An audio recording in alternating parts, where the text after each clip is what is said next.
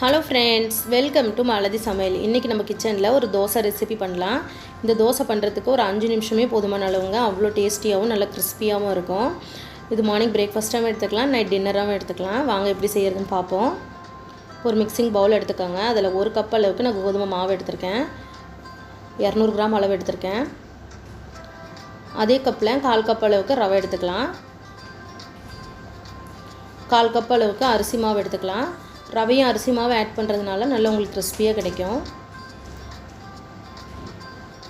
இப்போ இதுக்கு ஒரு மசாலா பார்த்துடலாங்க. மிக்ஸி ஜாரில் ஒரு 2 மீடியம் சைஸ் தக்காளி கட் பண்ணி வச்சுருக்கேன்.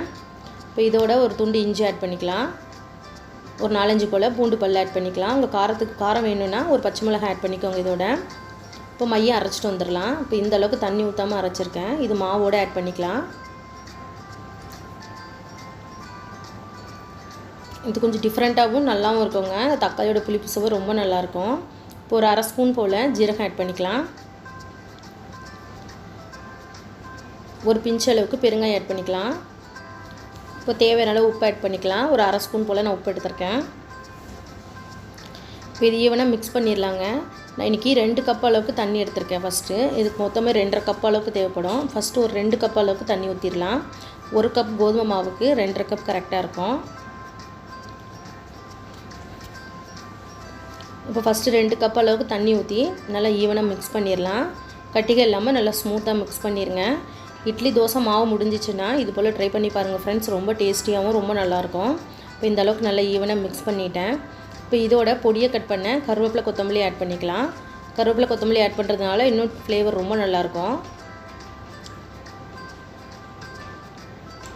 இப்போ இது ஈவனாக மிக்ஸ் பண்ணிடலாம். மிக்ஸ் பண்ணிவிட்டு ஒரு 5 நிமிஷம் ஊற வச்சிடலாம். நம்ம ரவை ஆட் பண்ணியிருக்கிறதுனால ரவை நல்லா சாஃப்டாக ஊறி வரணும். அப்போ தான் நம்மளுடைய தோசை வந்து நல்லா கிறிஸ்பியாக கிடைக்கும்.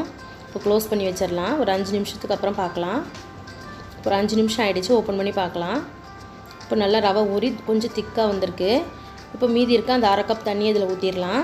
நம்ம ரவை தோசை மாதிரி தான் ஊற்றணும். அதனால் மாவு கொஞ்சம் தண்ணியாக தான் இருக்கணும். இது நல்லா ஈவனாக மிக்ஸ் பண்ணிக்கிட்டு உப்பு மட்டும் செக் பண்ணிக்கோங்க.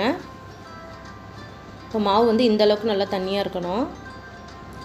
நான் மிக்ஸ் பண்ணிவிட்டு உப்பு செக் பண்ணிவிட்டேன். எனக்கு கரெக்டாக இருக்குது.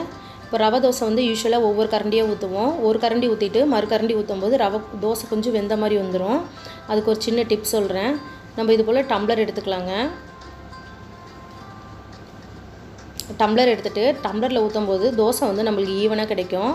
வெந்து வரும்போதும் ஒன்றை போல் வெந்து நல்லா கிறிஸ்பியாக வரும் உங்களுக்கு. இப்போ தோசை தவாவில் ஊற்றிடலாம்.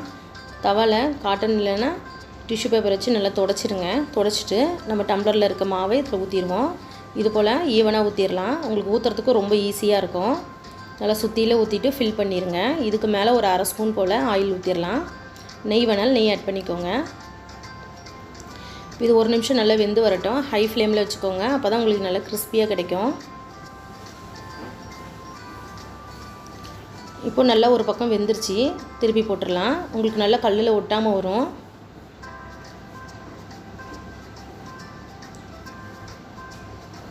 உங்களுக்கு பார்க்கும்போதே தெரியும் எவ்வளோ நல்லா கிறிஸ்பியாக வந்திருக்கு பாருங்க. சட்டுன்னு முடிச்சிடலாம். இது தேங்காய் சட்னியோட கார சட்னியோட ரொம்ப நல்லாயிருக்கும். இந்த பக்கம் திருப்பி போட்டுடலாம். இந்த வீடியோ உங்களுக்கு பிடிச்சிருந்ததுன்னா எங்கள் சேனலுக்கு லைக் பண்ணுங்கள், ஷேர் பண்ணுங்கள், கமெண்ட் பண்ணுங்கள். மறக்காமல் malathi சமையலுக்கு சப்ஸ்கிரைப் பண்ணிக்கோங்க. தேங்க்யூ.